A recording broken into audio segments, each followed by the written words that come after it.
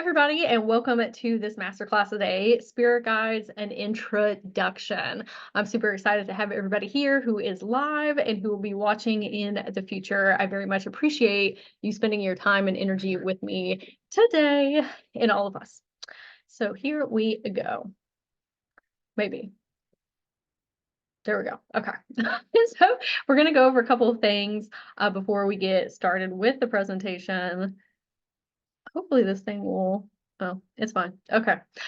So I am going to post a replay of this. I'm going to send out an email to everyone. I'm also going to be sending you a guide of my favorite spirit guides that I have worked with throughout my spiritual awakening journey, and the different things that they help support you with, because sometimes people are like, well, I don't know exactly who I want to be on my team, and we're going to talk about that a little bit more as we go along in the class, but this will be a guide work or a framework of different beings that you can work with in your journey as well. We are going to take a bathroom break about halfway in between, because your girl will be drinking a lot of water while I'm doing these master classes, and hopefully you are too. Hydration is key, and then we may take another one towards the end before we do the Q&A. I'm also going to talk about towards the end this really awesome program that I have coming up, and then do our questions and answers. If you are watching the replay of this, feel free to write in the comments underneath your questions, and then I can create video responses based on what those are. And I always like to ask what our intentions are for coming into these things. Anytime you're doing something energetically, mentally, spiritually, asking yourself why can really help fuel the magic, fuel the energy.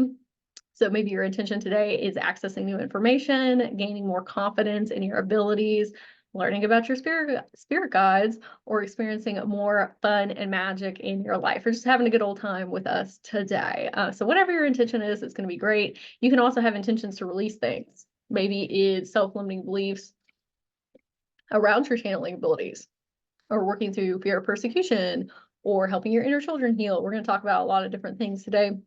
So releasing is also a type of intention. Okay. So a little bit more about me, in case it is your first time meeting me. My name is Sage Gwendolyn. I am a spiritual mentor, Reiki master, quantum healer, Akashic record reader, and cosmic shaman. And my mission in life is to help light workers connect into their multidimensionality so they can reach higher states of consciousness, live into their soul mission, and discover how to be on their most aligned timelines. I'm also a mom to a 12-year-old son. He just turned 12, and I have 3 puppos in my life. I really love EDM music, electronic dance music. It's because of the neurospiciness, and I like the bings and bongs that EDM music makes. I love going on new adventures. A lot of you know that I like to drive to different neighborhoods in my town or surrounding towns, because we get caught in these subconscious mindset grooves, and our days kind of look the same over and over and over again. So it's really important to bring new, fresh energy and things that you haven't seen before. But I love going to new places, trying new food, just having new experiences, because I feel like that's what life is all about. Variety is the spice of life. I really love art, all art. I love theater. I love musicals. I love plays. I love museums. If you follow me on Instagram, I don't create art myself necessarily. Sometimes I do with memes, spiritual memes, but I like to curate other people's art. So if you follow me on Instagram and you go into my Insta stories, I try to make it a place that you can come to throughout your day if you're feeling stress or anxiety, or just, bogged down by the 3D matrix, and you can come and fill up your magic cup. I put a lot of alien-esque, cosmic, shamanic art up there. So you're always welcome to come over and follow us over there as well. Decaf coffee. I have recently given up caffeine, and decaf coffee has become my most favorite thing because it tricks my brain that we still have the thing that we used to love without it overwhelming my central nervous system. If you want to follow me on social medias, YouTube, Facebook, Instagram, TikTok, it's all Soulharmonymagic. If you have any questions about the things that we talk about in the masterclass today, or you need resources for your journey, or want to talk to me about some things you're going on in life, you can email me at soulharmonymagic@gmail.com. I will always send you resources. I have a huge bank of videos that I can send to you depending on what you're working through in your life or spiritual journey. All right.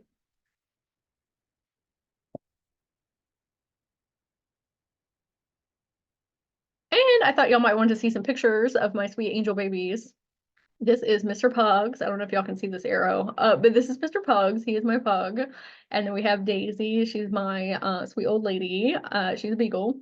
And then we have Molly right here, this little cutie, and she is my chihuahua. But they are very sweet and kind. All right.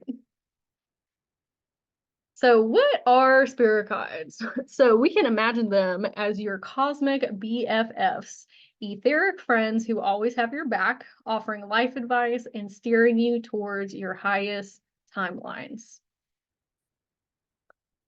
And we have many different types of guides. Sometimes when we're thinking about them, we're thinking about deities or maybe our higher self, but they can come through in so many different ways. Oh, also, hopefully you'll enjoy the art that I included here. I curated people's art to make it. I always like going to people that have fun presentations, so I want to make it visually appealing for everyone as well.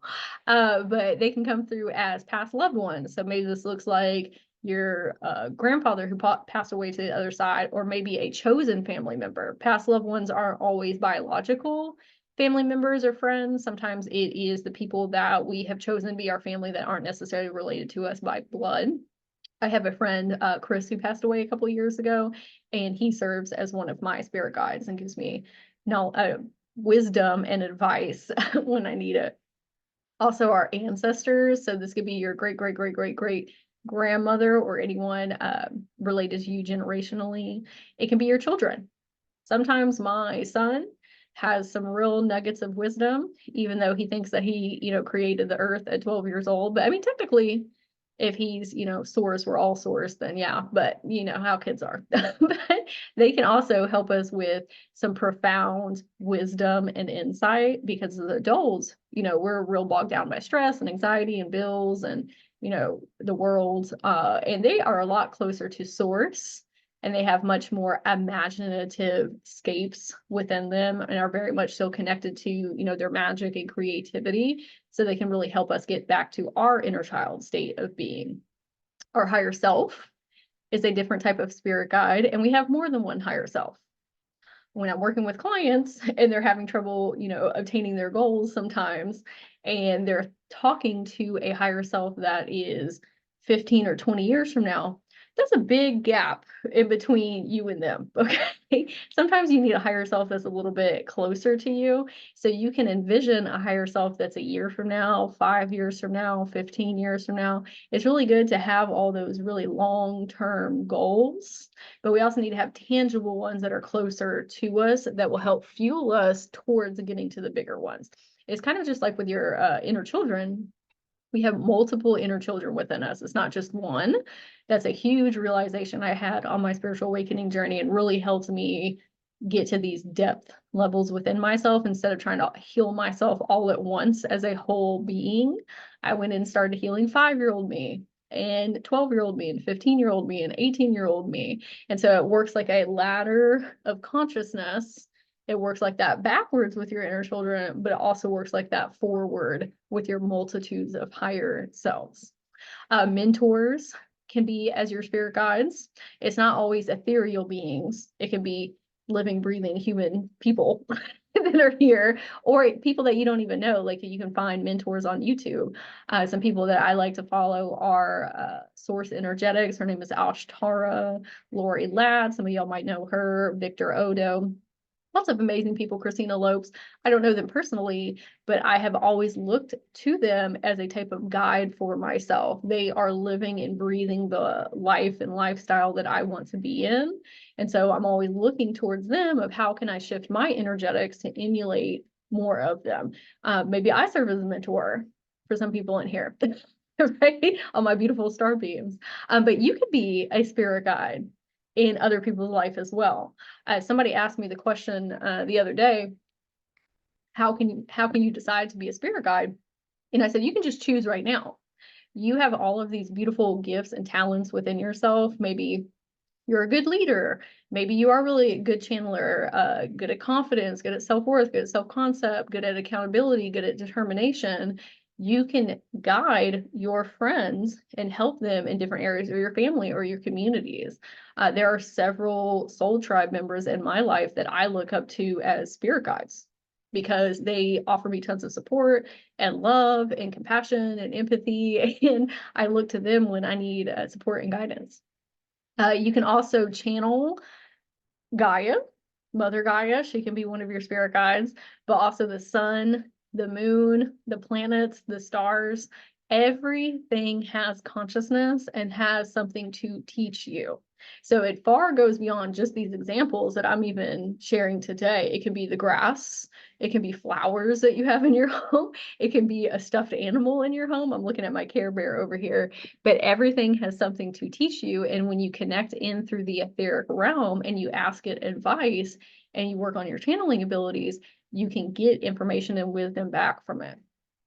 Different types of guides can be ascended masters. So when I think of ascended masters, they are beings who have dedicated their life and their teachings to unity consciousness and helping with the collective shift, and also very compassionate beings of light. And so Buddha, Kuan Yin, and Saint Germain are a couple of examples. There's so many more, but these are some of my favorite. So if you're looking to work with ascended masters, this is a great place to start.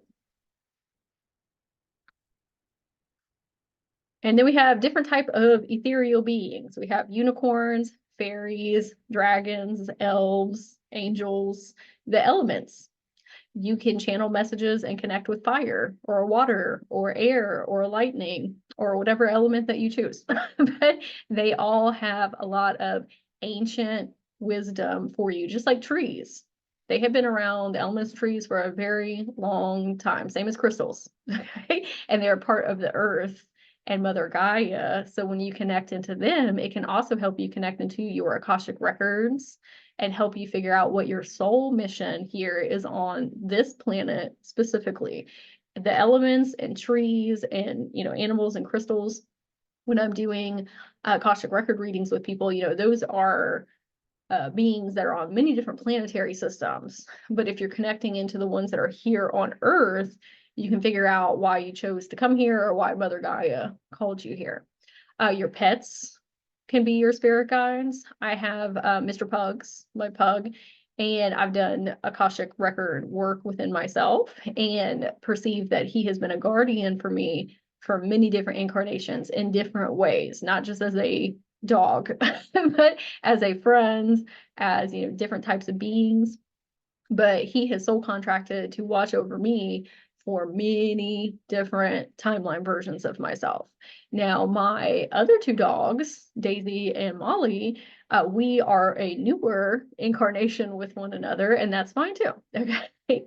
Animals, working with birds or dolphins, or, you know, any type of animals that you want to work with, and we're going to talk about them a little bit more. But there's actually working with physical animals, like going out and talking to bees.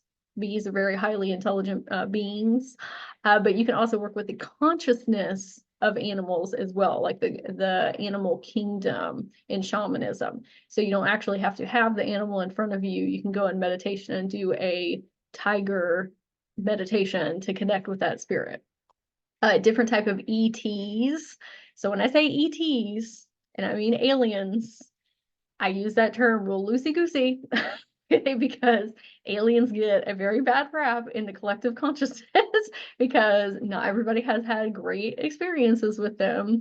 But just like with anything in life, there are beings of the shadow and then there's beings of the light. And we don't ever want to blanket statement over a group of people or beings that they're evil or bad. Okay. So we're all aliens, right? Like we're all have many different incarnations and different timelines. So, you know, all in the same. But when we think about ETs, those might be mantis beings. Mantis beings are very highly intelligent entities, if you will, that really love knowledge.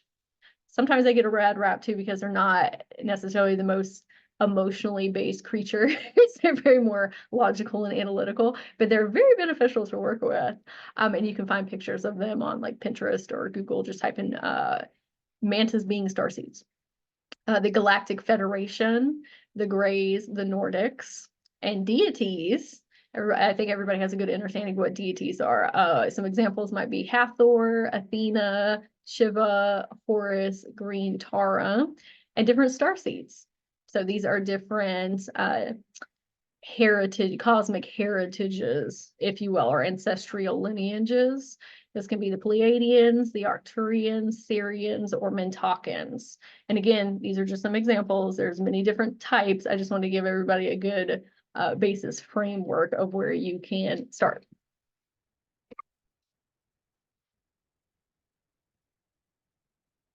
Okay, so again, everything has consciousness. You could literally go outside and like on this beautiful deer over here and pick up a leaf and either, stay outside or come inside and go in meditation and ask that leaf if it has advice or guidance from you. Now, you may have to work a little bit on your channeling abilities to be able to perceive what that leaf is saying to you, but in totality, everything is you. And we're going to get into that a little bit more, but if you are everything and everything is you, everything can talk back to you. It's about having that spatial awareness, that inner knowing that everything is a reflection of you internally. Soul contracts with guides.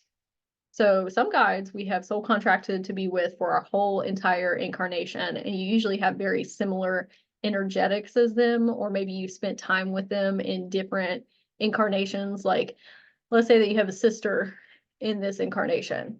She may have been your best friend in a different one, or maybe your mom or somebody that you met in a grocery store in a different timeline. But sometimes we have these rollover relationships, also known as karmic relationships. And then we also have guides that you soul contract to work with only in this incarnation, or come in different chapters of your life. Like maybe you are working on getting a new career in the arts. Okay, you can actually have a guide that comes in for that specific time period, or call a guide in, right? And the same thing goes with animals. In shamanism, power animals come in during different chapters of their own accord, or y'all soul contracted, or you can actually call them in to work with you. Totem animals are with you through your whole entire incarnation, and a lot of times you embody a lot of their personality and their energetics and the different type of channel messages that they help people with. You have similar personalities running, and you are your spirit guides. Let me drink some water before I get into that. Okay, when I'm working with clients and they say, I can't hear my spirit guides, a lot of times that is because you are pedestalizing them. You're saying, oh, they're these like etheric, enlightened beings, and I need to be at this certain level, or I don't feel worthy enough to speak to them, or why would they want to speak to me? All these fear paradigms and lack matrices and things. You are them and they are you. If you are of the understanding that you are source and everybody is a different reflection of you to help you learn and grow and evolve through challenges and different experiences and all these things, same thing for your spirit guides. They are a different reflection of you, a different personality. Spirit guides do not want you to pedestalize them. Just like your friends don't want you to, or most people don't want you to pedestalize them. They want to have an equal energy exchange with you. You have a lot of things that you can help the spirit guides with too. You have a lot of knowledge and wisdom and had many different incarnations. Don't put yourself down just to lift somebody up, even if it's a spirit guide or another person. You are a very divine, wise being as well.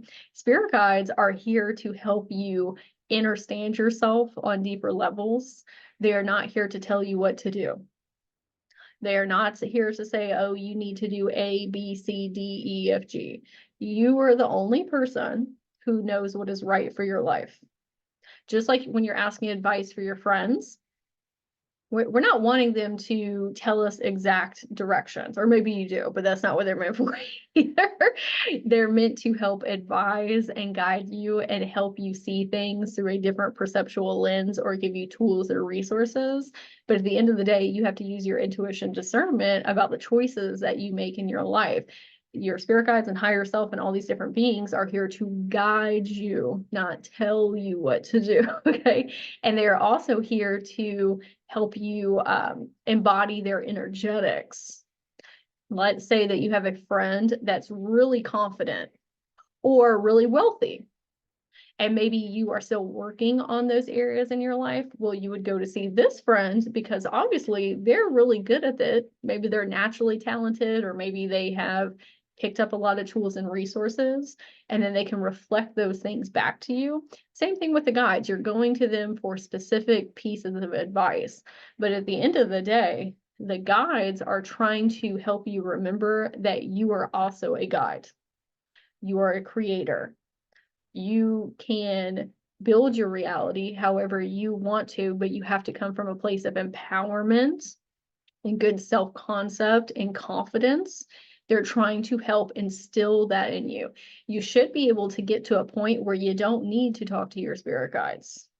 Now, I'm good. Let me retract that a little bit. Okay. So it depends on what consciousness level that you're sitting at, because sometimes I will be, creator of my reality, super confident, super self-assured, not really talking to my spirit guides because I'm feeling very sovereign in myself and in my divinity.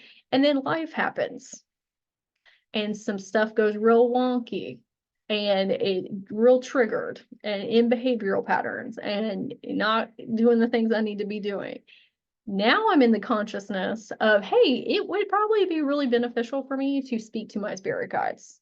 It would be really helpful for me to talk to my higher self or my inner children to receive guidance, because we are always oscillating in different dimensions of consciousness. Sometimes you're real bogged down in 3D. Sometimes you're up here in 5D and above. Sometimes we're not meant to stay in 5D and above. That's not what the human experience is for. Sometimes you do have to go into those quote unquote lower states of being so that you can grow and evolve. That's kind of like what your self-limiting beliefs are for.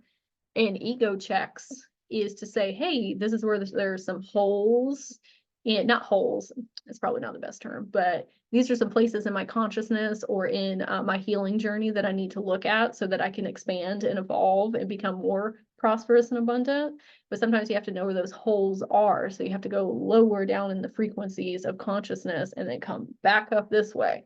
And if you're an energy healer or a coach, you know firsthand that we have to go through all the experiences that we teach people. So sometimes when you're going down into those lower states of being and those lower dimensions, lower consciousness, it's so that you can glean a lot of information and knowledge and wisdom and then help a lot of other people, right? In that instance, you're serving as a spirit guide, right? But it's fine. Wherever you're oscillating is okay.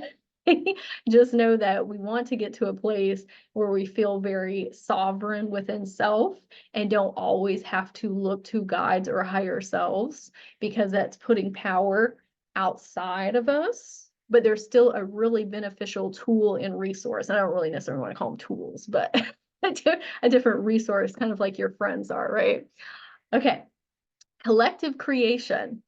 So the ways that guides are made, if you will, is we are as a collective pointing a ton of energy at them and assigning personality traits to them and different messages that they have to offer people. And so the more people are pouring awareness into them, the stronger that they get. And then it's actually giving birth to a conscious being that can actually speak back to you. So like Archangel Michael, right? There's so many people that work with him. So as a guide, he is getting stronger and stronger in his truth and values. And he also has lots of different experiences that he's been through in many different incarnations. So we do want to be really respectful of them. They are actual beings, okay? They do have their own consciousness. What we don't want to do is come into the relationship saying like, oh, I need to offer them all of these things and I have to be, we want to be respectful, just like we would to a friend, but we're not trying to pedestalize them. We want an equal energy exchange. Now, I will say, oh, I got water all over myself. I will say that if you live in a reality where you need to go through 89 steps to speak with a guide and all of these rituals and offer them all of these things, that is a reality that is true for you. And it will be. And that's how that reality functions. And that's fine. If you're of that understanding, that's how you function.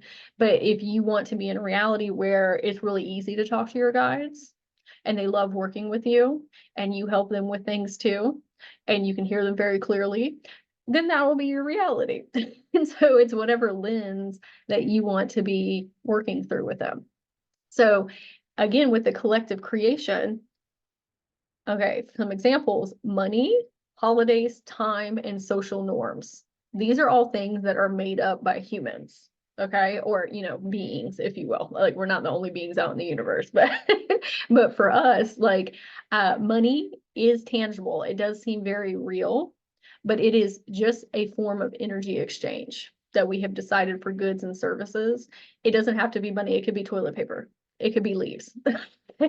But we have decided that tangible coins and dollar bills and lines of credit are how we do those exchanges. But at the end of the day, it's not actually real. Just like holidays, like Halloween and trick-or-treating. Now, Halloween is not the original holiday. Like, there's a lot of backstory to that. But we collectively decided to make trick-or-treating a Halloween, practice, if you will. But it's not rooted in source in and of itself. Okay, that's something we decided. Time, splitting things up into different hours during the day, or like our calendar system, that's something that helps us better function as a society, but again is a contrived experience. Social norms, like saying bless you after somebody sneezes, like that's just something pretty much everybody does. I don't want to say everybody, but pretty much everybody. But same thing with spirit guides. The more time and energy people are investing in them, the stronger that being is becoming, if that makes sense. Okay. And hopefully that takes some pressure off. When you are thinking that you have to get to the certain level or your channeling abilities are not enough, it's easy to channel yourself. It's easy to talk to yourself.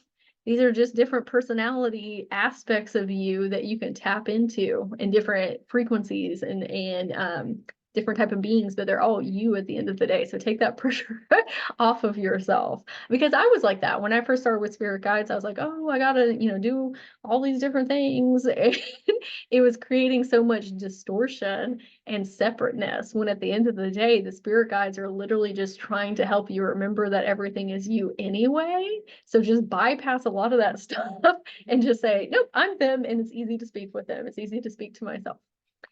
Picking your team. So a lot of times people are like, who are my spirit guides? I don't know who they are. I can't hear them, all these things. So if you are trying to perceive these ethereal beings outside of you and you don't know what they look like, and you don't know their personalities, you don't know what type of messages or how they're trying to communicate with you, you don't know what their names are, very difficult to perceive them unless you're like a seasoned channeler. Okay? And it makes you feel very discouraged. So that was me at the beginning stages. And we're going to talk about my channeling abilities look a lot different than the majority of people. But because I was a little bit challenged, if you will, in my channeling gifts, I was like, well, I guess they don't want to talk to me. No, it's you have to learn how to perceive frequencies. Okay, and again, how you channel. There's a million different ways that you can channel. So maybe we're just not aware of what works for us, but we're going to talk about that today. Okay, but picking your spirit team is so much more beneficial if you are a beginner. If you cannot hear random guides, pick spirit guides to be on your team. You do not have to wait for an invitation. You can literally ask any spirit guide to be on your team with you. Now, do you want to work with all spirit guides? No, I don't work with all spirit guides, because some of them, I don't resonate with their beliefs and truths and values and how their personalities. You're not going to be everybody's cup of tea, and that's fine. We all have different perspectives and experiences that we're coming from. But I said, you know what? I'm going to pick 5 guides for different things in my life that I need help and support with. And then I'm going to work with them specifically. And in doing that, it helped me learn how to connect with a spirit guide. And then all of a sudden, I could start to perceive all of these other ethereal guides who I have soul contracted with, who've been with me this whole entire incarnation. And sometimes the people that you pick to be on your team are also beings that have always been with you, but you weren't consciously aware of it. When you pick spirit team members, and I'm going to show you all a couple of examples, you probably have very similar energetics, or there is something within that spirit guide that you have within you that has not been unlocked yet, and that's what they're here to help you with. But you only resonate with what your frequency match for. So if you're picking a specific guide, it's because part of them is in you. And on a bigger scale, they are you, okay? but don't ever think like, oh, this guide over here has all this stuff, I wish I could be them. The only reason you can perceive them, or you're even in this masterclass in the first place, is because you have an awareness within that all of these things are available to you. So we're going to look at some examples here. Okay, so these are all guides that I first started with on my journey, and they're going to be included in the guide that I'm going to send. The spirit guide, if you will. But notice how we know what these guides look like. You have an image of them, a mental image of them in your mind. Anytime that you can personify something as a person or being, kind of like Ganesh here, he's an elephant, or depicted as an elephant deity, it's so much easier to talk to them. If you go in meditation and you're like looking at Archangel Michael in your mind's eye, or maybe, outside of you too, some people can see outside, you can actually ask them direct questions. So it's easier to start with guides that you know what they look like than some ethereal beings on your team that you have no idea, especially if you've been through inner child trauma and used to seek beings when you were little. We're going to talk about that, and it scared you. Maybe you're not ready to see guides that you've never seen what they look before. I can attest that going into people's Akashic records and soul contracts, you have to have a good, strong fortitude and confidence, because some of these guides do not look like anything that you have ever seen before. And it can be and I don't want to scare anybody by saying this, but it can be like a little bit intimidating. Like when I first started connecting with my mantis being guide, my inner child like freaked out. It's just like, oh, what is that? And I had to keep explaining to them, just because something looks different from you doesn't necessarily mean that it is negative, right? But we have been programmed through social media and movies and the government and all of these different things to tell us that anything that doesn't look like us or act like us is trying to invade or is evil or trying to harm us. So you've got a lot of filter lenses that you have to work through in order to perceive these guides that look way different than like human beings. Okay, so starting here is a little bit easier if you're still working through those things. So what we want to do is get out, not right now, okay, I don't know what's on time, but get out a sheet of paper and ask yourself, what are 4 or 5 things that I need support with in my life? Maybe it's your finances, healing imposter syndrome, maybe healing trauma from childhood, getting through a dark night of the soul, all these different things. And then go on Google or YouTube and type in imposter syndrome spirit guide and see who comes up, and look through a list, and whoever pulls to you, like use your intuition discernment, research about them. Researching about different guides helps you embody their energy. If you are reading about Joan of Arc and all the things that she did in life and all of the things that she stands for, and doing meditations with Joan of Arc and asking her questions, what you're doing is you're learning how to hold her frequencies within your body and help you embody being more like her, if you will. So like she helps with standing in your truth, especially with like your throat chakra, your integrity and convictions, like in your beliefs and values, and holding boundaries with people, and very dedicated to your soul mission, and however you want to help the collective. So if you're researching and learning about her, you're going to naturally start to take on her personality traits and the type of insights and wisdom that she has, just like spending more time with a friend. You know how you start to like take on their mannerisms and their sayings, and sometimes their personality traits, is the exact same thing. And when you have different guides on your team that you're asking, then you start to see the differences in the messages that they're giving you. Like Archangel Michael will give you very different answers than Kali Ma. And that's where you start to learn how to pick up on different frequencies and different levels of understanding and consciousness, so that when you do start connecting in with your ethereal team, who you don't know who they are yet, you can understand them a lot easier, because then you start to pick up on tones and personalities and different ideas and different ways that they speak to you. So some of these are my favorite. Archangel Michael helps with protection, courage, strength. Kali Ma is the goddess of death and rebirth. Sometimes she gets a little bit of a bad rap because of the death part. It's more of helping you traverse through dark nights of the soul and tower moments, kind of stripping away all the things in your life that are no longer working so you can be on your most aligned timeline, and helping you rebuild with stronger foundations. Also really great at helping you liberate from past narratives and behavioral patterns and just things that aren't serving you. And Lord Ganesh or Ganesha is really good with helping you through obstacles in your life, like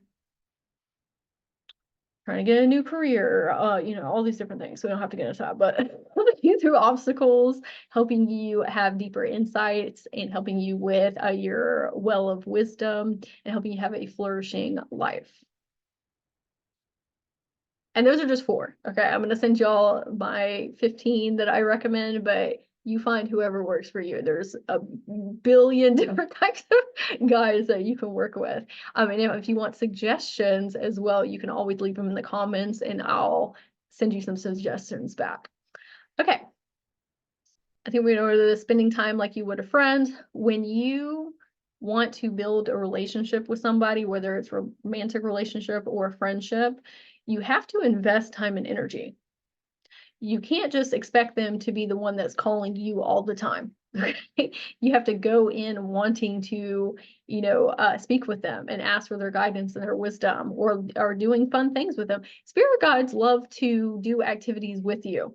Okay, you can go on a hike and ask Diana, or Athena, if you will, and ask them to go with you. They love to do that because they're able to almost, I'm going to say this kind of loosely so don't scare anybody that's new to channeling, but they can almost not take over your body or come into your body, but almost share your human perspectives to have that experience with you, if you will, because they don't have physical human form. And when I say channeling, sometimes people are really scared to do that because they're like, oh, this spirit guide's going to take over my body and I'm not going to be, no. Every time that I have channeled a being or a deity or whomever, it's really just like you have a different level of consciousness with you. You're fully aware. Nobody's taking over. You can have 2 completely different conversations at the same time, just like you would your inner children or your higher self. You determine how much of their energy that you want to hold.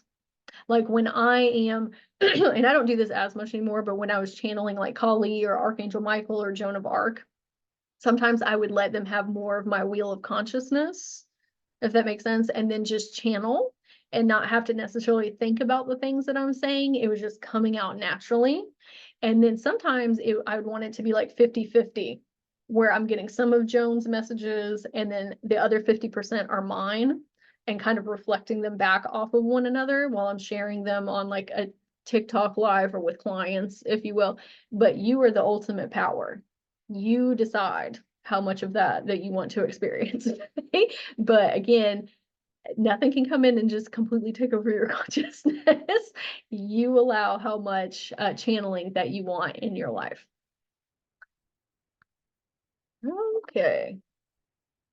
Okay, this is a perfect time for a bathroom break before we get into different ways that you can channel.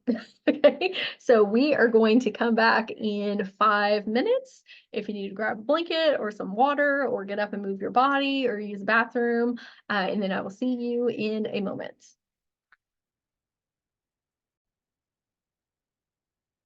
Okay, Okay, welcome back, everybody. So we're going to talk about the different channeling abilities. So just like with different learning styles that people have, maybe you're visual, auditory, read and write, or kinesthetic.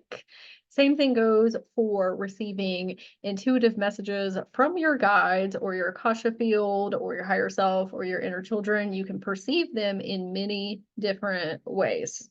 And when I'm working with clients, sometimes the reason that they're having difficulties communicating is because they're not aware of the different types. Because when I first was on my spiritual awakening journey, I was watching things like That's So Raven in the past and Sabrina the Teenage Witch. And a lot of times we think clairvoyance, seeing mental images in your mind, is the main way to do it. That is a very popular way to do it, but not everybody's imagination works in the same type of way, and the different ways that you perceive different frequencies. And so two of my strongest are clairsentience and claircognizance, because I don't see mental images, I actually feel images, which is very different than a lot of other people. And I thought something was wrong with me, or I thought that my channeling abilities were broken. And so I went on a very deep dive of all of the different channeling gifts, because in doing so, I realized, oh no, wait a minute. I am channeling how I am supposed to be channeling. And listening to all these other different spiritual teachers and mentors, I realized that there's a whole group of people that channel similarly as me, but I had to learn about all the different types to have that understanding of, actually, this is a really amazing gift. It makes me a really good frequency finder, even though I don't see images like everybody else does. I thought it was like a curse, but it turns out it was my biggest blessing, because being able to find frequencies with people has made me a very proficient energy healer. And not saying you can't be a proficient energy healer with clairvoyance, but I can find things within people without having to go into deep conversations. I know what imposter syndrome feels like. I know what people pleasing feels like. I know what different types of trauma wounds in childhood, different attachment styles. It's me building like a Rolodex of frequencies. So when I'm talking to people and they give me a little bit of information, I'm like, oh, well, this. It also may be a really good frequency finder in people's Akashic records and finding timelines and karmic lessons and vows and contracts. So if you are the type of person that is watching this, and I always like to advocate for these people, because it is really frustrating when you don't have some of these more popular ones, because there's not as much information about it. And so you kind of feel like lonely and isolated. There's something wrong with you. But from somebody who does this professionally and is very proficient at it, you can learn how to do it too. You just have to know that you have the abilities that you're supposed to have, right? There's nothing wrong with you.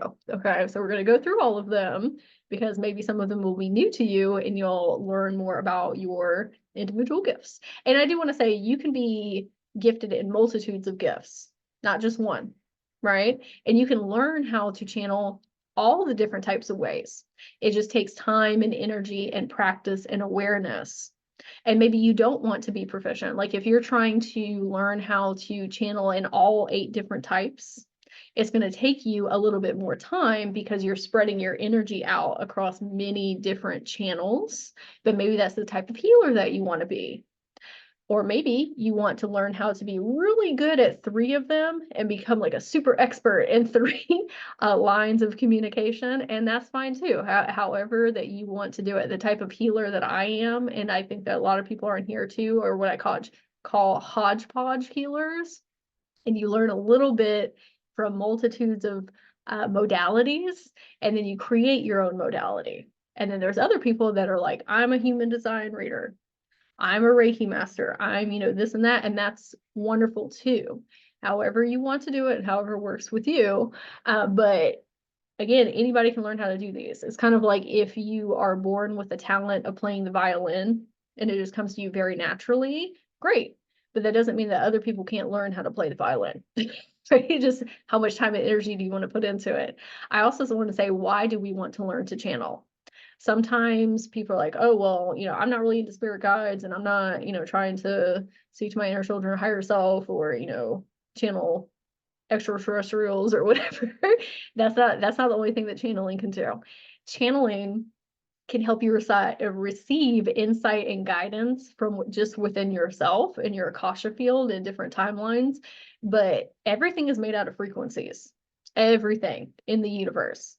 So if you're wanting more joy and peace and magic and whimsy and wealth and abundance and safety and security in your life, those are all frequencies.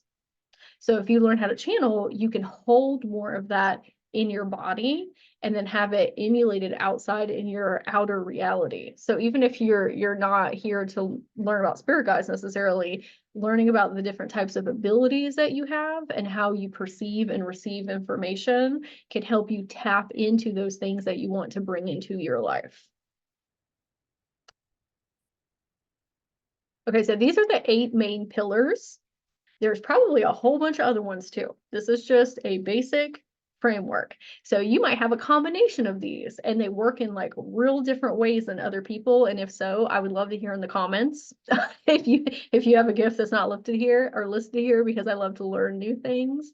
But you may have 1 or 2, but again, they're all available to you. But some people just have a real strong ability in some of these right out the gate from birth, if you will.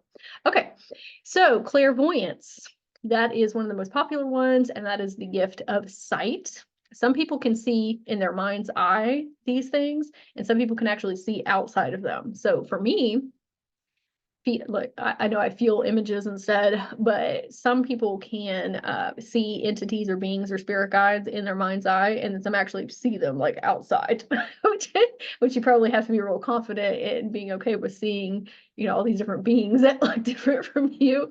But those are different ways to perceive information as a clairvoyant. So you can get insight on past, present, and future events, if you will, through images, your imagination, colors, symbols, and through your dreams. And different careers I listed for each one of these. These are just some examples, okay? But artists, photographers, interior designers, and architects, anything having to do with visual, if you will. Clairsentience. So this is one of my strongest gifts, this one in claircognizance, and then I actually trained myself to be really good at clairaudience. But clairsentience is your gut feelings. Okay, this is having psychic insight or awareness through other people's body language, their tone of voice, their facial expressions. This is taking like their wholeness into account, kind of like their personality, their auric fields, and it's like reading the vibe of somebody. This is like sometimes when you're like, I don't know why I like them, I just don't. Okay, without any like reasoning. It's probably because you're picking up on things like their past experiences or trauma or things that they're not working through, or sometimes we're just not everybody's cup of tea. But it's just a general feeling that you get, not just with people, with spirit beings, with animals, with different places and spaces, like actual locations. But it's a very deep intuitive gift, and you can also perceive if you're on the right timelines, like with your gut feelings. You can also pick up on the energy of future events. This is like if you are wanting to go to the grocery store or a party, or thinking about a career that you might want to get into, but then you start getting like icky, bad feelings, but you can't really explain why. It's probably because you're picking up on a future timeline where you did go to that thing and then something negative happened. And then your higher self, your intuition, or your clairsentience is trying to pre-warn you about it. Like a couple weeks ago, I was going to go to a concert and my body was on fire. It was like, this does not feel good. This does not feel okay. And instead of trying to figure out why and go ahead, right, I listened to my intuition. I didn't go. And then all of a sudden my body relaxed when I said, oh no, we don't have to go. I don't need to find out why. Okay, I've had so many experiences where I was just like, oh, well, it's just my anxiety, fear. And sometimes it is. Sometimes, our fear and anxiety get the best of us. But sometimes it's your clairsentience kicking in and saying like, hey, let's bypass having to go through this experience. So you might be just a timeline reader as well. Some different careers that people get into is investors, doctors, therapists, mothers, not necessarily career unless you perceive it that way, but mothers have kind of that sixth sense of their children. Like my son could be at school and not feeling well, and then all of a sudden I get this weird feeling in my body, and all of a sudden like, oh my gosh, I hope he's okay. And then he'll call me or text me and be like, hey, can you come pick me up from school? That was my clairsentience, my gut feeling kicking in there.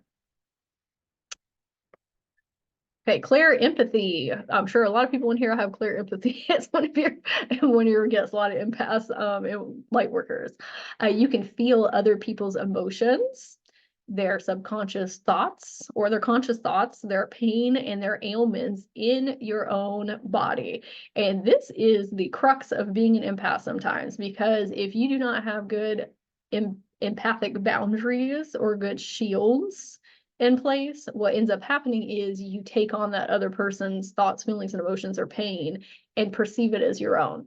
I lived through a lot of anxiety and depression because I was extremely hypersensitive from a safety trauma response from things that happened in my childhood. And I was a people pleaser and masking and doing all this stuff. But a lot of my anxiety and depression was coming from receiving psychic information from other people, and I didn't realize that was what I was doing, and I thought it was just mine. I thought other people's sadness and their lack and their, all these traumatic things that they haven't been healing through, I was just not in inputting it into my system, and my central nervous system was saying like, oh, all this stuff is ours. No, you're probably just a very hypersensitive person. And sometimes people take on other people's thoughts, feelings, and emotions and pain because nobody ever did that for you. And so you think that it's your job to help transmute those things within them. But that's not our job. We're here to reflect and guide and mentor and give tools and resources. But it is not our job to process other people's stuff for them, because that is putting a band-aid on things. That is not teaching them how to have permanent shifts. Okay. Sometimes that comes from a place of like guilt and shame or inner child trauma, right? Sometimes we do that as a response to keep ourselves safe, of trying to regulate other people's thoughts, feelings, and moods. Okay, but that's where you have to come in as a higher self and help your inner children heal. And some careers that people get into is careers with animals and working with the environment, nurses, energy healers. That the blessing about this gift is it makes you an incredible energy healer, or mentor or a guide, because you can really get to the root of why people are feeling the ways that they do, because you can feel it in your own body and kind of like navigate through those frequencies with them. Okay, clairsent. This is the psychic gift of smelling. You can get insights from smelling fragrances, odors, and food without them actually being present. So this might look like if your grandfather has passed on to the other side and he used to smoke cigars when he's around you or trying to give you information or guide you or send you love, maybe you smell that cigar. But you can do that with clients as well, or friends and family members. And I think Kimberly, my friend Kimberly, is in here. But she can actually smell people's astrology signs, which I think is absolutely fascinating. And I know some other people like out in the cosmos can smell, different karmic wounds that people have and different soul contracts and all different types of information, but you perceive it through sense. And different type of careers are being a florist, a winemaker, perfume creator, or like a beer brewer. Okay, clairgustance. So this is a psychic gift of tasting, and this is tasting the auras of people, places, things, animals, the ethers, and time. So you have a different flavor in, and sometimes clairgustance and clairsent are very linked with one another because they're very close in location. So you might be gifted in both of them if you have, or would easily be gifted in another if you already have one. Okay, a hop, skip, and a jump like this little frog into the next one. But people become chefs, bakers, food tasters, and food critics. Okay, claircognizance. This is the other one that I'm really gifted in. So this is inner knowing. It goes beyond logic without prior knowledge. So this is you to be knowing things without people telling you. And they're like, what? How did you know that? Most of the time, you're actually channeling their higher self. Channeling their higher self, channeling their inner children, channeling things from their Akasha field or their chakra system or their light field. But it's not them actually having to tell you. It's you psychically picking up on that within their toroidal field, if that makes sense. That encompasses all of those things I said prior. But on the other hand, you are a very analytical person and very good at pattern recognition and understand very highly complex concepts, very mind driven, whereas clairsentience is more of your gut feelings. This is you being able to figure puzzles out. And that's one of the reasons I love being an energy healer, is because people are very complex beings. And I love helping people like figure out what is going on with them, right? Because I'm also a very logical and analytical person, but at the same time, I don't always have to rely on that, because the claircognizance, like I just get information channeling from people's, Akasha fields and their higher self and inner children without them having to tell me. Like I could sit down before a session and write out a whole page of notes and go over them with people. And they were like, oh my God, how did you know those things? That's from the claircognizance. And then the claircognizant analytical part kicks in, and I'm helping you problem solve of why all these things are connected to one another. In careers, people become spiritual leaders, business visionaries, philosophers, scientists. Okay, Clar Tangency or psychometry is the gift of touch. So this can get, you can get psychic insight through holding people's personal belongings, brushing by people, sitting in a car, working with oracle cards, crystals, plants, just anything tangible. Now, when you do research about clairtangency, most often what you find is mediumship, where you're touching the personal belongings of somebody who has passed on to the other side. And that's one form of clairtangency. This can also be you channeling through things. Okay, let's say that I'm holding this crystal and I'm working with myself or working with a client. I can actually channel insight about me or the other person through the crystal. So the crystal is also giving me messages about myself or said person, and the crystal is also healing me or the other person through it. That's also how a lot of times oracle cards work with people, or if you're holding a plant. I don't have my plants over here. Well, that big one, but I can't pick her up. But that's Barbara. But I have another one behind it. But I can hold the plant and ask somebody's higher self or inner children to work through the plants while I am working with them or working with myself. And then you get the added benefits of whatever that thing is that you're working with. But that's another way you can work with clairtangency. In careers, painters, carpenters, gardeners, masseuses, chiropractors, anything where you are putting your hands on something to help you with information. And we have chakras in our hands. And a lot of energy healers have activated chakras and amplified hand chakras. So learning about the chakras in your hands is really beneficial, but most energy healers already have healing hands. You just may not be consciously aware of it. Okay, clairaudience. This is our last one here. This is the gift of hearing. Okay, just like with clairvoyance, where you can see things in your inner mind or outside of you, clairaudience, you can hear things vocally with your exterior ears, like you can hear voices or different personalities or tones. Some people hear with their inner ear, their spiritual ear. That's me. I don't hear anything outside of me. It's all within myself. Now, if you hear within yourself, it can be two different ways. It can be through your own voice, or you can literally hear different voices that do not sound like yours. I hear everything through my own voice. It doesn't matter what being, deity, higher self, inner child is talking to me. It sounds like me, but it's a different inflection, a different state of consciousness, a different personality. But then I know a lot of other channelers that hear in completely different voices, which I wish I had that because it would probably make it easier. But but I hear everything through my own voice.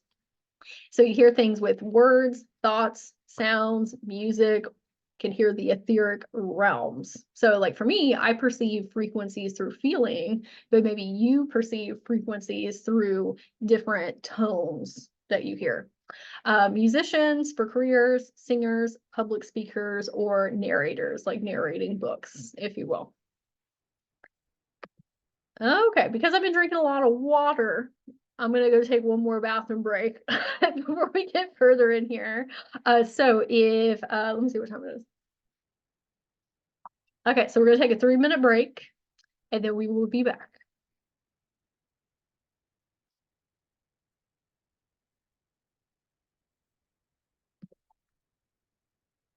Okay, so if you are newer to channeling and working with spirit guides, sometimes your logical and analytical mind will come in and be like, I don't know if this stuff is real. I don't know if these are actually my guides communicating to me, or this is just me, or maybe you're working through religious programming, or when you were a child, you used to see beings and then you shut your gifts off because it was a little scary, a little intense. So we all have what I like to call magic batteries of how much magic that you are allowing space for in your life. And so if some of those concepts are a little newer to you, or maybe a little spooky for you right now, and you want to kind of like dip your toes in, but not in the way of like channeling a whole spirit guide yet, what you can do is work on expanding your imagination. Imagination is creation. That is how you create the reality that you want. That's how you tap into these different frequencies and dimensions. But if you are not connected with your imagination, it's going to be a little bit more difficult for you to believe that you are working with inner children or your higher self or spirit guides or whomever, right? So working on that fundamentally first is going to set you up for so much success, especially because as children, sometimes we are not allowed, if you will, to be in our imagination because maybe you had a lot of responsibility. And like for me, I went to work really early, right? When I was a teen. And I had to help out like a lot around my house. And I was told, witchcraft, and I'm not saying this stuff is witchcraft necessarily, but to some people, yes.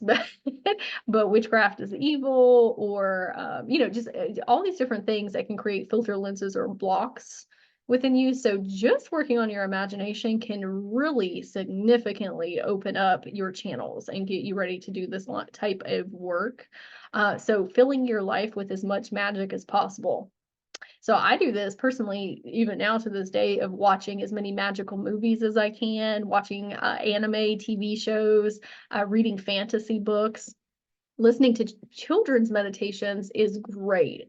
There's a woman on YouTube, her channel name is New Horizons, and she has hundreds and hundreds of children's meditations to help you connect to the dragons and the unicorns and the fairies and all these magical beings. When you are imbuing your auric field with external magic, it helps you become a more magical being and helps you start to perceive different realities that are available to you that have a lot more whimsy in them. Like when I am spending a lot of time adding magic into my life, I get a lot of magical things that happen because the universe works like an algorithm. What you place energy and attention on is what you get more of.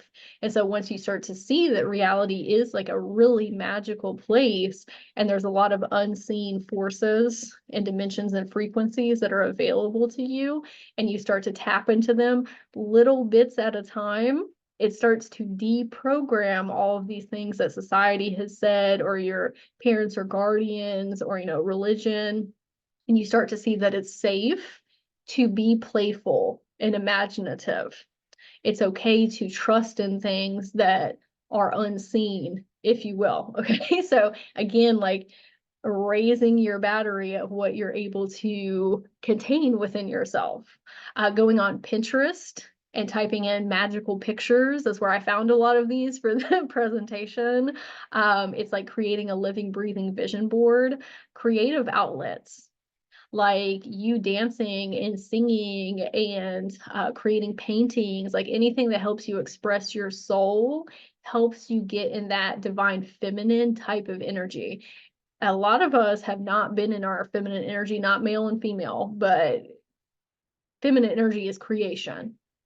That's how you birth things into existence. Your most preferred realities or your manifestations, or working with the unseen, the unknown, working with source. Masculine energy is very tangible. It's very action oriented. It's very external, which we still need that. But you got to work on healing your divine feminine energy to be able to channel these things and work with these frequencies and dimensions, and work on your trust. There's a lot of trust in feminine energy because it is the unseen. And playful activities, blowing bubbles, going to swing on swings, playing with your animals. Like they don't seem like they're correlated with one another, but what you're doing is you're bringing more joy into your life, you bring more laughter into your life. You're opening up your creative expression to allow things to channel through you. Decorating your home. My home looks like rainbows threw up everywhere because color is very healing for me and a lot of other people, and it just puts me in such a better mood. It elevates my vibration and frequency. I have pictures of unicorns and mystical, magical beings all over my home because it helps remind me that these things are available for me. And speaking back with the meditations, they are not always a complete depiction of these real things, if you will. If you're watching a ton of movies about unicorns, not exactly a direct depictions, but close enough. So that when you do go into channel the unicorn realm or work with the unicorns, you'll have a good sense of what that energy feels like, because unicorns feel very different than working with dragons. And if you're watching How to Train Your Dragons, or you have dragon pictures on the background of your phone, and you're just getting used to what that energy and that frequency feels like, when you do go to tap into those realms, it's going to be, again, a hop, skip, and a jump for you. It's going to be so much easier, but you have to get back to that childlike state of wonderment and amazement and curiosity. And so you have to teach your central nervous system and your inner children sometimes that you're safe. It's safe to follow these things. It's safe to be in your creative feminine energy. And you do that through play, through fun, through getting as much magic around you as you can. And when I am, this is a great example, when I am not filling my life with as much magic and I'm working with clients, we tend to work on things that are a lot more 3D human. And that's great, but it's more like problem solving with masculine energy things. But when I'm really bringing a lot of magic into my life, now I'm working with people with like their Akashic records and soul contracts and different, helping them perceive into different timelines of self and the unicorn realm, dragon realm. It swings more towards divine feminine energy, which I actually prefer doing that type of work. But I've seen a direct correlation between how I am functioning in my life and how I interact with other people and how reality reacts with me. If I'm enjoying all these magical things, I start to see all these like signs and synchronicities right around me. But that's because I am investing time and energy into magic, like finding as much magic as I can in life. Okay, signs and synchronicity. So these are different ways that your spirit guides can speak with you. So for me, a lot of times my guides like to speak to me through music and through movies and television, some of my guides. And then other guides like to send me signs like angel numbers, seeing animals over and over and over again, or seeing feathers or different messages on license plates. Lots of different guides talk to you in different ways. Okay, so a couple of examples will be music, review the angel numbers, seeing like hawks everywhere or seeing owls everywhere, feathers, different messages on license plate, ringing in your ears. A lot of times ringing in your ears is your guides trying to grab your attention and say, hey, what are you thinking about right now? Or, hey, we need you to redirect and look at this over here. Same thing with repetitive thoughts. Repetitive thoughts are often your spirit guides trying to talk to you or trying to redirect you. Talking through your dreams. Sometimes you get goosebumps. Oh, I misspelled goosebumps, but you get goosebumps on your body. Sometimes that spirit's like around you, or your ancestors or your past loved ones trying to get attention from you. Smells that remind you of somebody, or seeing orbs of light. Now, these are collective consciousness messages. Like if you go on Google and you type in angel numbers, for the most part, there's going to be a ruminating correlation between like what 111 means, or what 555 means, or what certain animals mean, or what certain color feathers mean. Okay, that does not mean that that is the truth for you. These signs and synchronicities are coming from you. They seem like they are coming from your spirit guides, which they are, if you decide they are. If you want Lord Ganesh, the elephant deity, to send you blue feathers, whether it's real blue feathers or you see blue feathers on a sign to let you know that you have money on the way, that's what it will mean for you. If you want the number 555 to mean that something magical is going to happen for you tomorrow, that's what it's going to mean for you. Yes, you can go off of the framework of collective consciousness of what these things mean if you're newer to channeling, and that's very beneficial. Like when I first started learning about angel numbers, I was like, oh, okay, well, I'm seeing this one, so that means this. And I know if I'm on the right path, if you will. But further into my journey, all of these things are whatever you want them to be on a bigger cosmic scale. It is you as source guiding you through this life experience. But you at any time can give these signs and synchronicities whatever meaning that you want to, or you can Google them and go off of the collective consciousness meaning. That's fine. But you need to know and empower yourself. These are what I want them to mean. If I see 3 hawks today and I want it to mean that something I'm working through health-wise is working, then let that mean that for you. Okay, another thing that really blocks my clients up sometimes is saying I can't hear my guides. And maybe that is the case. Okay, maybe you're newer to channeling, or something happened in childhood and you can't hear, but the more that you pour energy and attention to something, it grows stronger. So if you were constantly saying I can't hear them, you're reaffirming that story and that narrative. Instead, maybe we switch that perspective and we say, I am working on my channeling. I am working hearing myself more clearly. I am so excited to build my relationship with my guides. I'm so excited to build my relationship with myself. I'm so excited for my inner children to feel safe with me and to experience more joy and magic and whimsy. We need to shift it in a positive direction. And an example of that is I used to say all the time that I have aphantasia, because that is a real experience. Okay, I go on Google and I say, why can't I see images in my mind? I don't see anything right now. Well, for the most part, okay? And we'll talk about that. But I don't see pictures like people do. And I was saying, well, I can't do it because I have aphantasia. Okay, well, my spirit guides came in and they're like, well, if you keep on saying that, then you're not going to be able to. And if you just stop saying that, then maybe you would.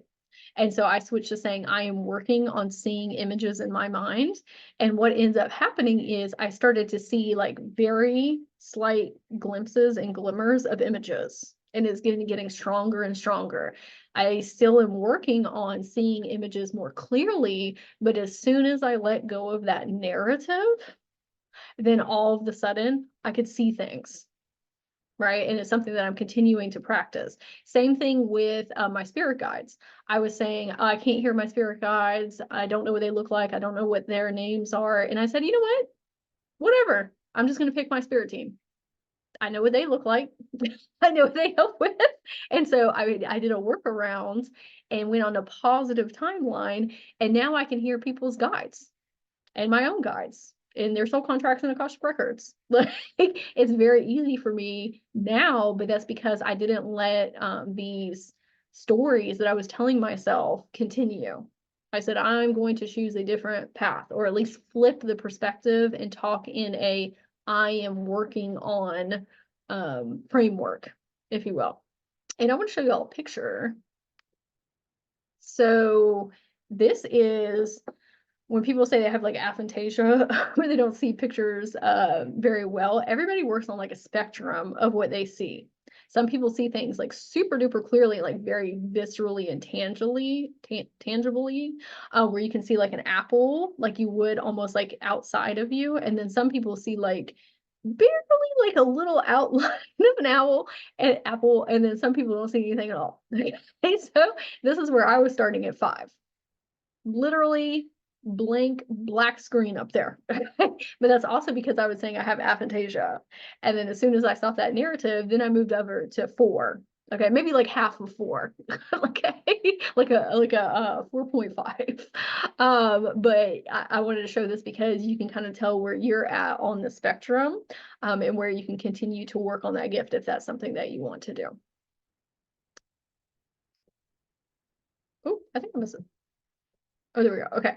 So again, working through religious programming and fear of persecution, and working with your inner children. If you saw like shadow beings when you were younger, or different frequencies and dimensions, when I'm going in to work with people's inner children and they're telling me that they have spiritual or psychic blocks and they're not able to channel, oftentimes I find inner children with them had specific experiences with beings, or seeing portals, like into portals.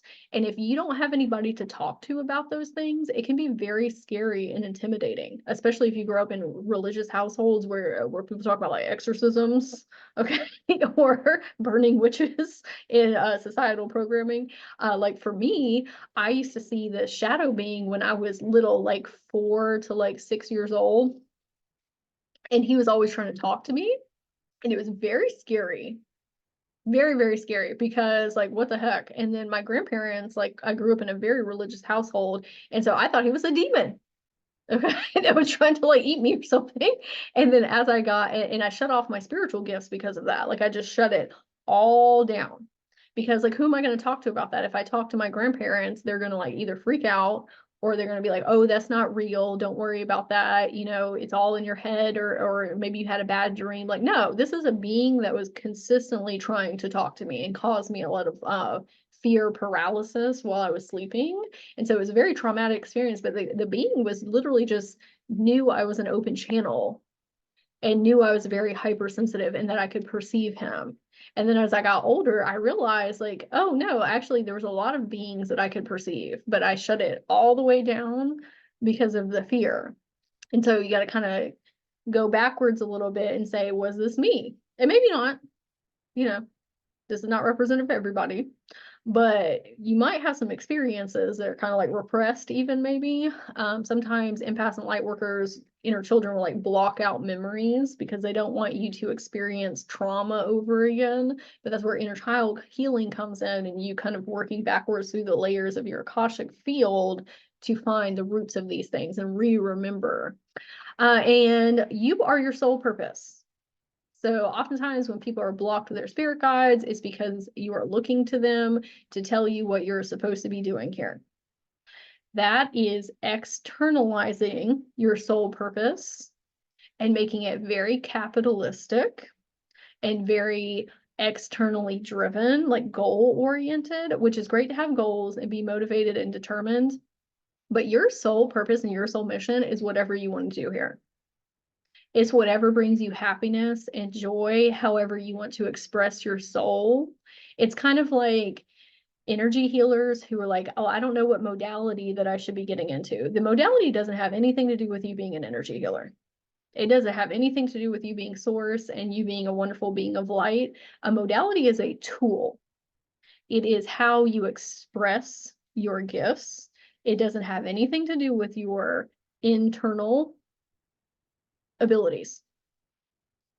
The modality is how you express yourself, kind of like your soul mission or your soul purpose.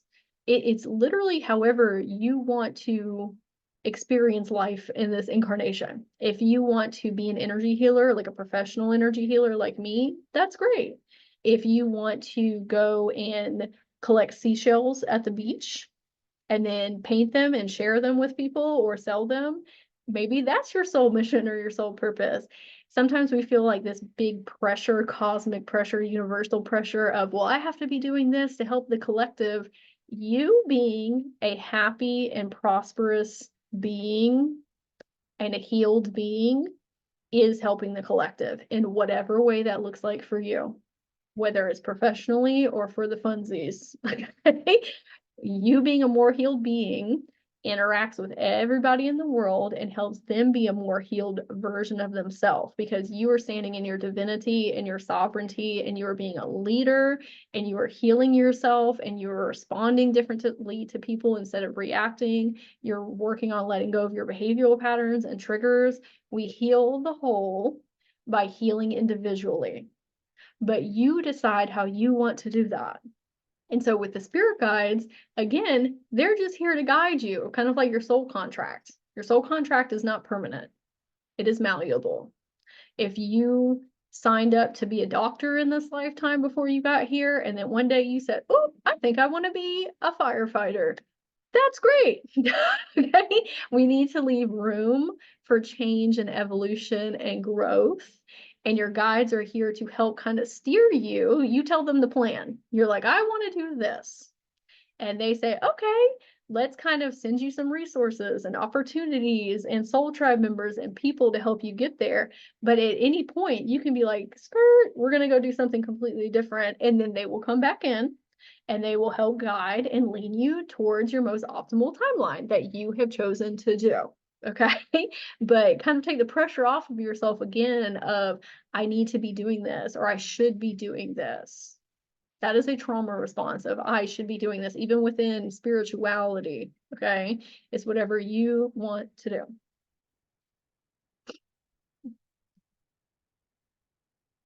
Okay. Open and close channeling hours. Some people already have channeling abilities that are really intense and really amplified, and they have spirits trying to, oh, it's 333 on my phone, that are trying to speak to you 24/7, and that's very overwhelming and exhausting. Okay, so we need to be setting up open and closed channeling hours. This might look like, hey, spirits or guides or higher self or inner children, even like, I have a 3D job. I can't be channeling 24/7. Okay. I love that. I love connecting with y'all, but maybe I can only do that from 5 to 6 p.m. Monday, Wednesday, and Friday.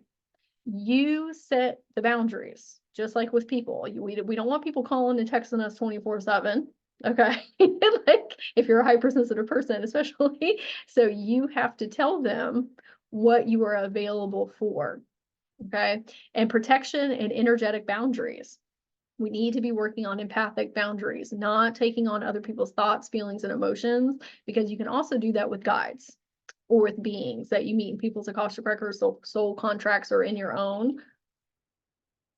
Just because you can communicate with them doesn't mean that you want to. Okay. Or it doesn't mean that they're always of the light.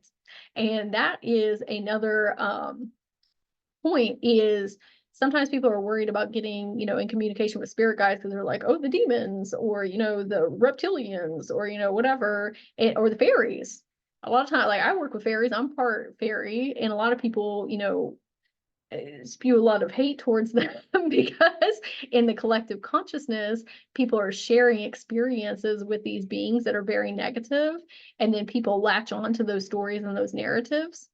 And then they start to become like a very negative story of them, where it's just like people. There are people of the light, there are people of the shadow, but we cannot just blanket statement over everybody. Okay, like I've been in people's records before and work with these demons, and these demons are over here, and they are great protectors. They are great at helping you work through self-limiting beliefs and ridding yourself of negative things within yourself. And then I've met some angels that I'm like, I'm not talking to you. I am not going to work with you because you got some wonky energy. And so you have to realize, just like with people, we have to use our intuition and discernment when working with these beings, but we can't go in with the thoughts of, oh, this being's going to be automatically negative. Even with shadow people, like shadow beings, like mine when I was little, like he was just trying to communicate with me because I was open to that, right? But calling on protective guides is really beneficial when you're learning how to do these things for yourself or clients. Like when I was first channeling with people, I didn't feel strong enough to protect myself. Like I was still working on my sovereignty and divinity. And so I worked with Archangel Michael and Horus and Kali Ma. They are great protectors. And whenever I felt something wonky within myself or traversing through people's timelines, I would call them in. I would say, hey, I need your help. I need your support. And then they would come in, and all of a sudden I would feel warmth. I would feel protected. They're like bouncers, like keeping the spirit guides like out. And sometimes I still call on guides when I need support and protection from things, right? But at the end of the day, like you are able to protect yourself. Like never give your power over to something else or somebody else. It is in your wherewithal to do that for self. But sometimes it just takes time and practice and healing your inner children and going in different, frequencies and dimensions and seeing different guides. But nothing can touch you unless you allow it to. Like hexes and curses, and this might be some hot tea, okay, in a differing opinion, but hexes and curses cannot do anything to you, or shadow beings. They can only do what you allow them to do, just like people with your boundaries. Now, the way that hexes and curses and negative beings get you is feeding on fear paradigms. They feed on your anxiety. And when you are pouring anxiety and fear towards something, it gets stronger, and then its presence gets stronger. But hexes and curses, that's fear in your subconscious. You are opening your auric field to be affected by that thought of hexes and curses, but they're not actually attacking you. It's the fear paradigm that comes with it that we feed into. You could just simply say, nothing can touch me. Okay. Like, I don't care what comes across me in my energy field or working with other people. It's not going to touch me. And if I don't feel, dang, my screenshot here. If I don't feel safe, I'll just call on one of these guides and they will help me. And that's perfectly okay. Okay, you can offer guidance. It is a two-way street. You have a lot of knowledge and wisdom, and you have lived through a lot of different incarnations, and you can help spirit guides just as much as they help you. Okay, when I was working with Archangel Michael, he's a very serious dude. He helps transmute a lot of heavy, dense energy, and he works in the shadow realms, and he's about transmuting and not putting up with BS, and very much that bouncer protector energy. Well, I was like, hey man, you need to have some more fun in your life. You need to dance more. You need to express yourself more. You need to be a little bit more lighthearted and laugh. And so me and him working together, I was helping him with things while he was helping me. But you can do that with any type of being, and they appreciate that because they're also having their own personal experiences through their different incarnations and their different lifetimes as that being. They don't know everything. They can't experience everything. Well, kind of, we're all from source, but you're experiencing things through like very specific lenses. Like I'm experiencing myself as source, as sage, right? So Kali Ma is experiencing herself as source through Kali Ma, okay? But that means that she's not going to be able to see things through all these different perspective lenses, but you can help her through that and teach her different things. They love learning new things and trying new things with you and going on different experiences, but you are just as beneficial to them as they are to you. Okay, a couple last things here. Oracle cards and working with your subconscious. And you don't have to use oracle cards as just an exercise. Oracle cards are very intuitive based. It's about storytelling and what you get insight from the different pictures. They're a little bit different than tarot cards. Tarot cards have, for the most part, very specific meanings per the cards, but oracle cards are whatever you want it to mean for you. If you get an oracle card, and let's say that you're going to work with Joan of Arc, okay, you get an oracle card and you look at it and you ask yourself initially, what do I get from this? What is my insight? What messages are coming through? What do I think this means? Write it down on a piece of paper. Then go in meditation just briefly. You don't have to go super deep, but just close your eyes and get centered and calm and look at the card, close your eyes, and then ask Joan of Arc what her messages are, what she thinks about it. How does this card apply to your life through her perceptual lenses? And those answers are going to be very different from one another. That is how you learn how to hear guides differently, by asking them questions. And working with oracle cards is a great way to do that. Or you don't have to do oracle cards. You can go on Google and look up a picture of a walrus holding an umbrella. Okay. And ask yourself, how does this apply to my life? Because as humans, with our subconscious and our psyche, we do really well with narratives and pictures, images, stories. Again, imagination. That's why negative narratives in your life of I can't do this because of that, and I can't do that, and all these stories that we build, they're so detrimental to you because we do so well with them. If you flip that in a positive direction, it can blast open your channeling abilities and your connection with spirit guides if you're on a forward momentum train. But you can utilize images off of Pinterest or Google, any type of way, to figure out what your messages are coming through your soul and your perspectives of your human incarnation in this one, or your different timelines. And then what it feels like to channel through Ganesh or Green Tara or Mother Gaia and all these different things. And then you learn how to pick up on different personalities and tones and different types of insights. And lastly, asking very pointed questions. Oh, journaling. I'm sorry, I missed one. Journaling. If you are going in to ask a question to your inner children or your higher self or in your Akasha field, journaling is an amazing way to amplify your gifts. If you get out a sheet of paper and you ask yourself, how do I embody wealth consciousness? Okay. And you close your eyes and you receive the messages and you just start free writing, not trying to edit, not letting your logical and analytical mind take over. Okay. You might get random words, you might get random thoughts.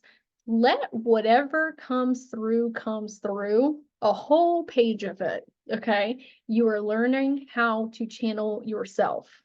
Channeling yourself is the most important. It's great to work with guides. It's great to work with beings and all these things. Channeling yourself is where the real power is at. When you start to do that, then you can do it with spirit guides. Ask the unicorns to come through. Ask them about wealth consciousness. Write it out. Ask Joan of Arc about wealth consciousness. Write it out. Ask a dragon about consciousness and write it out. Then you can kind of flip through the pages and see how different the messages are from one another. But you have to have a juxtaposition, right, to see the differences. And this is a tangible way that you can do that. And you have to trust yourself. Yeah, maybe you are newer to it and maybe you don't feel super confident in it. Well, like anything, channeling is a skill. Okay, everybody has innate spiritual gifts and abilities, but it's also a skill. It's something that you learn over time and that you hone and fine tune. I wasn't like I am now at the beginning. I wasn't channeling anything at the beginning. And it took me like years to get to the place I'm at now. Maybe it doesn't take you that long, but it's something I had to pour a ton of time and energy into myself, investing in myself, to understand myself and my abilities. So it's just like with anything in life, time and practice. Lastly, asking very pointed questions. When I'm working with clients, they're like, I don't hear anything when I go in meditation. I'm like, well, are you asking questions? And they're like, no, I'm just waiting for something to happen. And I'm like, okay, if you are a logical and analytical based person, you like input and output. Okay, we need tangible. Okay? And you can be a very esoteric woo person and divine feminine energy and whimsical, but you can also be an extremely logical and analytical person like me. Okay, I need results.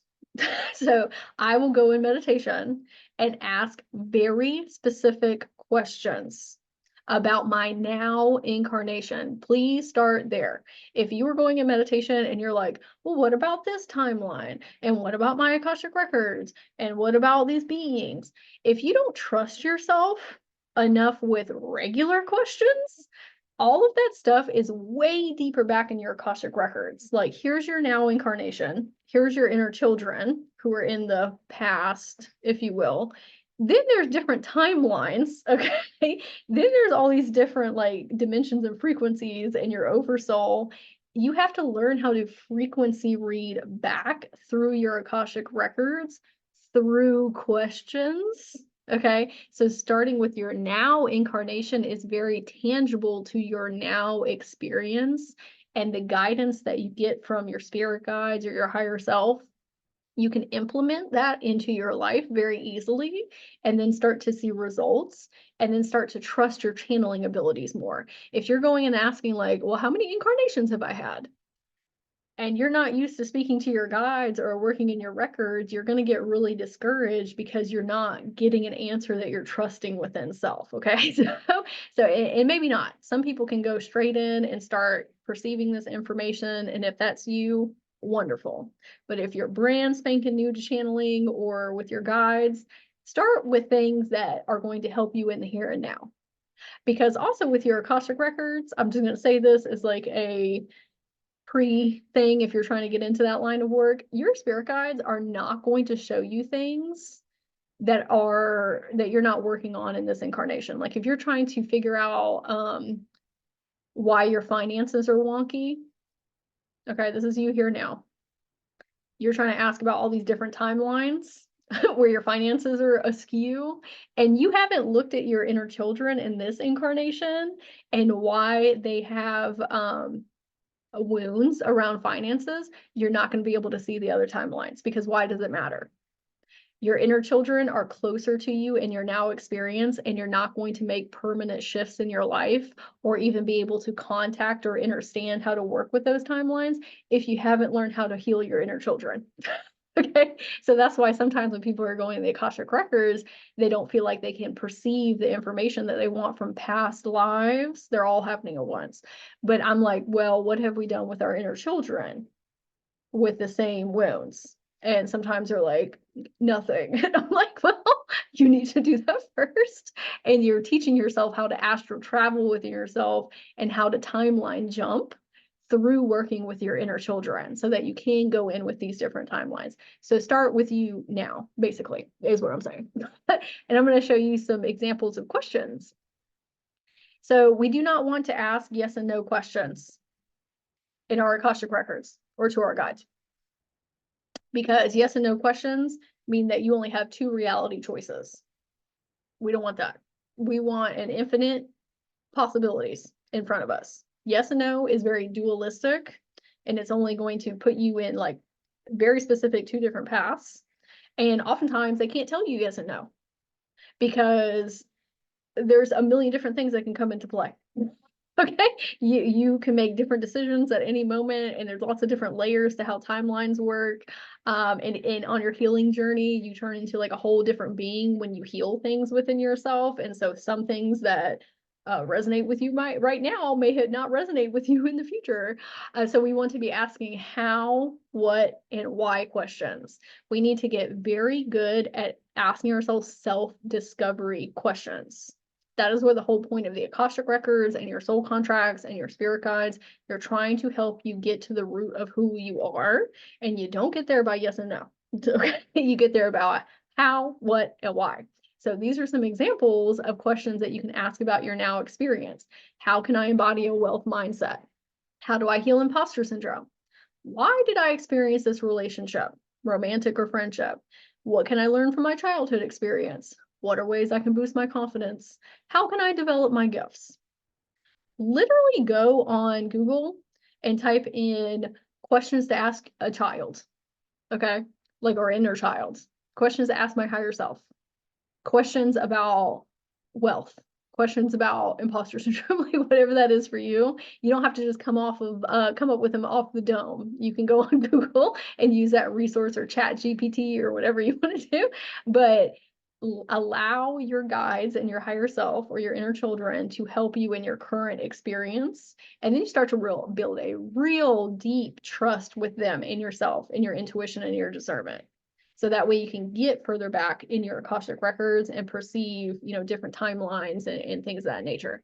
And channeling is also channeling your most aligned timeline, channeling discernment, channeling your intuition. right? It can come through in a multitude of different ways, not just, working with spirit guides, but it's helping you stay on track in life. Okay.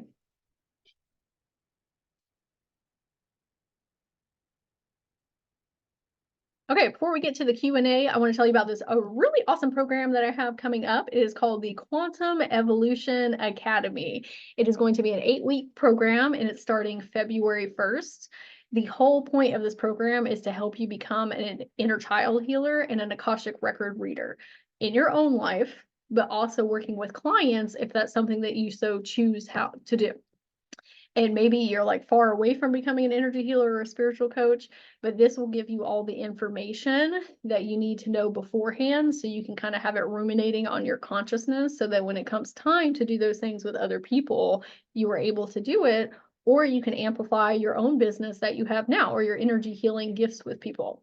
So we're going to be talking about soul contracts, karmic lessons, how to read those, how to understand them, how to perceive them, accessing your Akashic records and other people's, how to upgrade your DNA and cellular structures, working with your chakras, your light field, your toroidal field, your auric field, liberating your inner child. We're going to spend a lot of time talking about inner child healing because that is a framework of all the work I do, because most often all the behavioral patterns and triggers and why the way we are and the way that we interact with the world and other people stems back from childhood.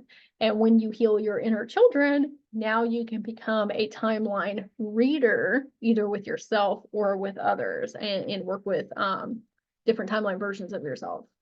Connecting to the quantum field and how to quantum manifest, which is different than 3D masculine manifesting. We still want to take action steps and do those tangible 3D things that we need to do. But there's also something to be said about finding the energetic coordinates of future you and becoming them through your emotions. It's a lot easier to manifest that way. Okay? But then we also have to learn about healing our central nervous system and how to process our emotions and all those fundamental things that we need to do. Okay, we're also going to learn about developing your channeling abilities, understanding frequencies and dimensions, and how to read them, perceive them, timeline reading with your past lives. They're all happening at one time. But you can actually save yourself a lot of time and energy in learning human modalities through the conventional methods of taking courses and classes. When you learn how to channel yourself and channel different timelines, you can actually channel their gifts and their abilities. Like me becoming a Reiki master, I didn't really have to spend all that time. I channel a different version of myself with Reiki. I took a course, and the course helped me a little bit, but what actually helped me even more is going within my own Akashic records and the etheric realms and finding a version of myself that was a Reiki master, and I channeled directly from her. Okay. And all of a sudden I became a very proficient Reiki master. So, maybe some of your timelines don't have certain gifts and abilities, and you do have to spend time learning the modality in this human concept, but lots of your timelines can come through as mentors for you.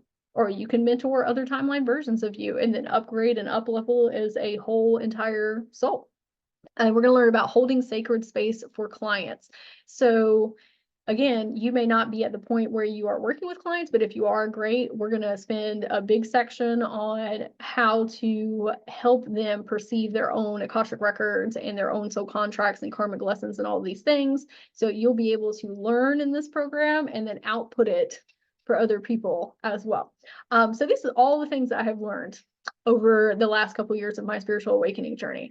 And this is a program that is really meant to help you see how all these things are correlated with one another. Because I feel like a lot of times I'm talking to clients and they feel like they're missing pieces and things aren't clinking in the way that they're supposed to, if that makes sense. Well, this is because this is a multi-dimensional, multi-layeral program that talks about a bunch of different topics so you can see how they are webbed together in totality.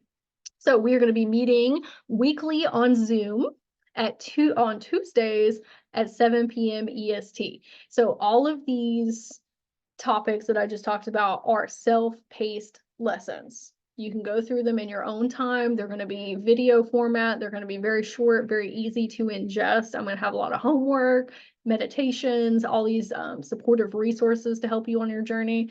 But the weekly Zoom meets are for you to ask me questions in real time. This is you going through the course and then us all meeting together so you can understand the topics on a deeper level and us chit and chat and have a good time and vibe and enjoy one another as well. But the investment is $777. And that is for this first launch. After that, it's going to be $1,111. So this is a special price for first launch, and I have a few spots left. And so if you want to join, you can reach out to me on social media or email me. I would absolutely love to have you. And then if you are not ready to make that level of investment yet, that is absolutely okay. I would love for you to join us in the cosmic community. So this is my group of beautiful star beams that I'm so proud of and love very much. We do masterminds, and we meet once a week doing different things. Masterminds is where we come together and we help each other with our business, life, and spiritual goals. This is a great place for you to up-level your channeling and coaching abilities. We all help each other as a group, as a collective. We do healing circles where we send each other healing because we're all energy healers, and we help each other with our intentions and releasing things. We do energy activations. I pour tons of resources into the Facebook and Discord. That's where we meet. People are able to practice on one another if you need practice partners, but we have tons of fun things happening in there. We would love to have you. We meet on Zoom once a week, and the investment is $55 a month.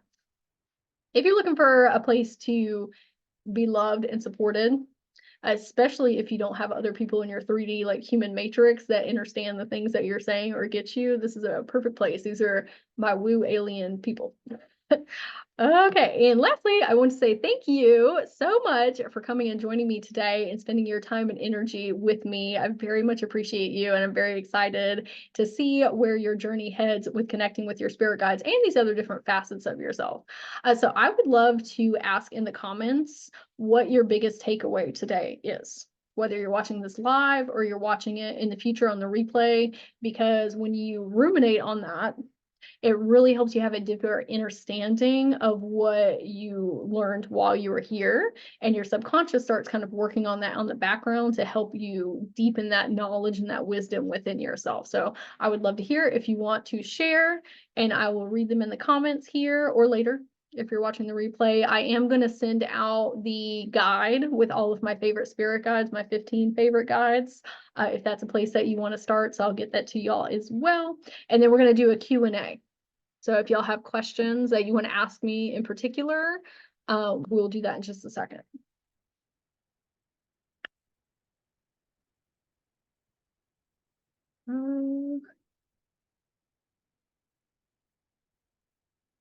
Okay, trust the weird shit that pops up in your head.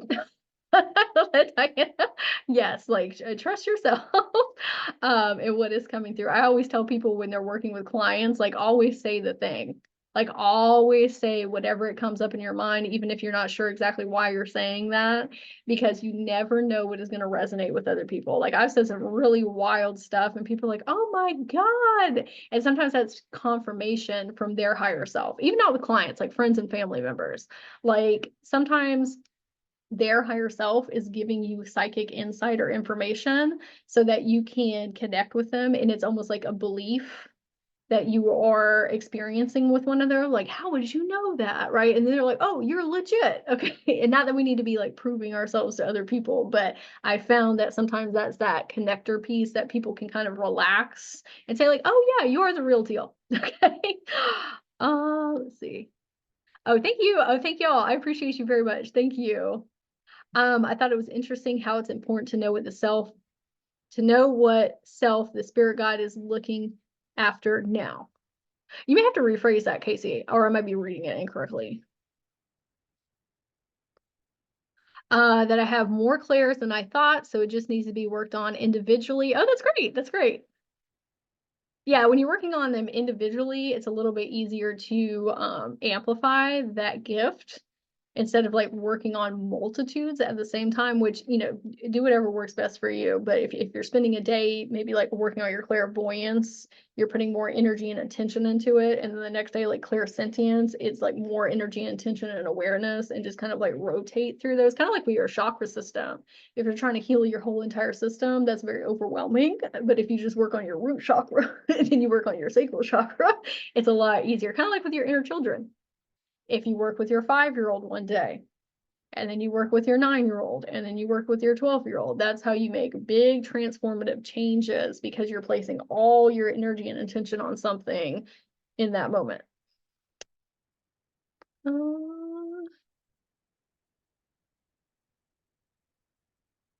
Okay, I'm gonna stop my screen share, and y'all turn off your cameras if you don't want to be seen on the replay. Okay, so turn it off, or you can keep them on, whatever you want to do. But I want to leave some space to answer questions that people have.